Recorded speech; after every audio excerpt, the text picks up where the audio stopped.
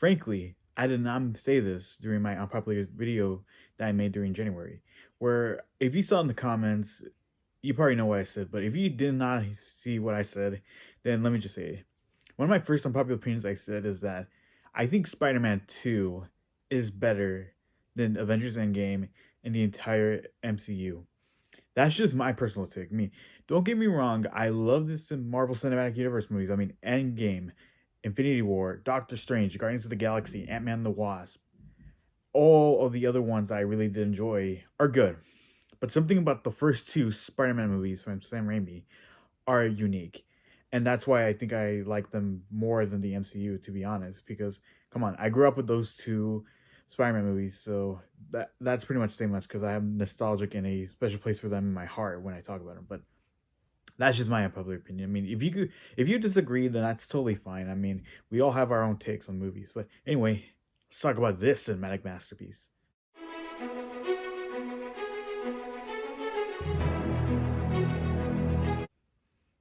Spider-Man 2. Spider-Man 2 is the sequel to the 2002 movie that came out in May of 2002. Now, I remember, I think I went to go see Shrek 2 when I was a kid in theaters. I remember there was a preview playing for Spider-Man 2, and I'm like, oh my god, they're actually doing a sequel to Spider-Man? I mean, I never thought sequels would exist in this universe because, because I didn't know much about sequels. I mean, I did remember I was walking into the theater, I saw a cutout board of Spider-Man where he's like seeing the whole view of New York City, and then I remember I saw the preview when I was about to see Shrek 2, they were showing the preview for Spider-Man 2. And then yeah, I was lucky enough to see the movie in theaters, and also I was just blown away of how great the movie was. I mean, I only saw it once, then never saw it again. And then I remember as a kid I would rewatch that movie multiple times. I mean, I was so impressed with how great the movie was. I mean, from its action scenes, from its dramatic moments, from its really great movie, and many people would call this one the best comic book sequel ever before The Dark Knight even came out, or even the best Spider-Man movie before Into the Spider-Verse came out. So now this movie's been out for at least a long time ago. How do I think about Spider-Man 2? Do I think it's still a masterpiece, or do I still think it's overrated? Let's talk about it. Now, the positive things I could say about Spider-Man 2 is just that this movie, I love this movie. Everything about Spider-Man 2, what they did. Sam Raimi took it to a new direction.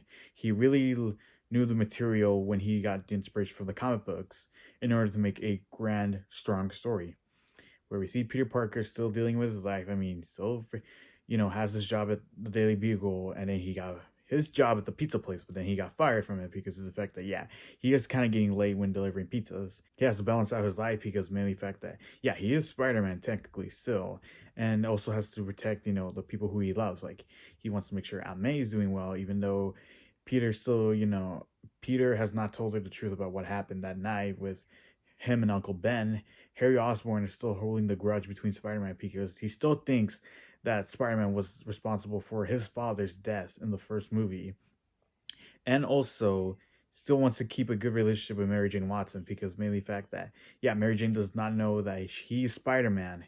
If she found out that he was Spider-Man, then yeah, he can get in a lot of trouble and the enemies could easily find her, which particularly makes her the damsel in distress in this movie. But that's just saying. But and then we have a new villain who's pretty much the hands down the best villain in the movie, which we call Dr. Octavius, who creates this new energy from the trinium to make cleanable and resourceful energy for everyone in New York City so it can make good energy. But then it goes haywire, and then the mechanical technical arms he had goes out of control, which makes him into this new threat. And now he wants to rebuild the machine in order to take down New York and try to do the thing all over again. And Peter Parker has to be there and save the day again, but also has to know that when he was flying one night, he realizes that he's losing his strength. He's losing his webs in every part, mainly since the fact that, yeah, he is in realizing the fact that, yeah, he has too much in his life, and now he has to realize the fact that now he can't be Spider-Man anymore because, yeah, he can't climb through walls, he can't shoot webs from his wrist anymore. So he decides not to be Spider-Man anymore and just be a normal like Peter Parker. Until Aunt May tells him about this really beautiful quote in the movie that I really do enjoy, and everything about that part is just so phenomenal that everyone needs a hero these days, and I really, really do think that moment is beautiful. I mean, it's well acted, well directed, and well performed by Rosemary Harris, who did a phenomenal job as Aunt May. But yeah, everything what I said about Spider-Man 2 here is just that the story is strong, wonderful, and it told a really great story and a good follow-up from its original movie, from its predecessor, and made it to something strong, exciting, emotional, and flat out just one of the best moments, the best Spider-Man movies out there, and the best comic book movies out there. And for the action scenes, I really do like some of the. I really did like the action scenes. Would it be the fights between both both Doc Ock and Spider-Man together? Would it be the bank scene, the train scene, which was the big highlight from the movie, where they're fighting on top of the subway train, and then afterwards Spider-Man has to save the citizens who was in the train in order to make sure that they don't die, and he had to do is shoot webs from his wrist in order to stop the train, which was super exciting to see. I mean, this is why you don't need Stark technology or Stark costume in order to stop it. I mean, what are you gonna do, Tom Holland? You're gonna call Mrs. Stark, help me! I can't take down this train. Stark, Mrs. Stark.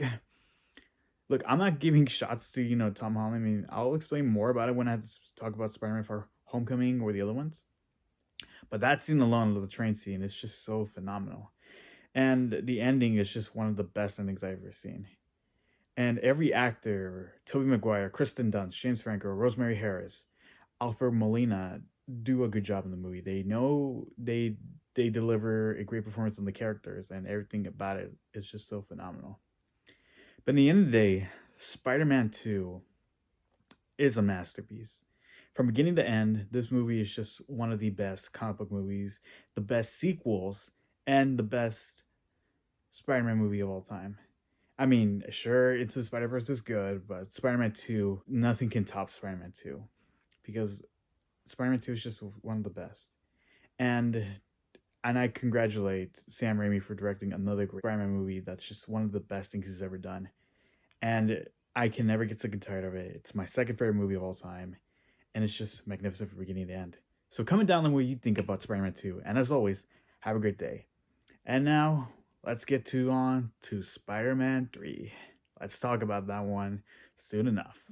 Oh, and also I forgot to mention, if you have a copy of this movie on Blu-ray, then you're in luck, because there is this other version of Spider-Man 2, which is called Spider-Man 2.1. Like, if you see from the disc here, I actually do have, this is two versions of the movie, which you get the original cut and the extended cut version. And I also got the DVD version here, which I actually got for Christmas. If I can give my honest, quick thoughts about Spider-Man 2, the extended cut version, it's just that it's definitely one of the best extended cut versions of movies ever. I mean, throughout the movies I've seen that has a director's cut or extended version, I think this one is one of the best ones out there. And every scene that got deleted and it got extended to another version of the movie, it's just so phenomenal. I mean, I wish they could have kept some stuff in the original movie, because in the 2.1 version, there's some stuff I wish they did not delete. They shouldn't have deleted some parts in the movie and just kept it in the original. But overall, if you have a Blu-ray version of the movie, if you're lucky enough to have a copy of the Spider-Man 2.1 on DVD, then just watch it and let me know what you thought about the extended cut. But yeah, I think that's all going to be it for Spider-Man 2. And as always, have a great day.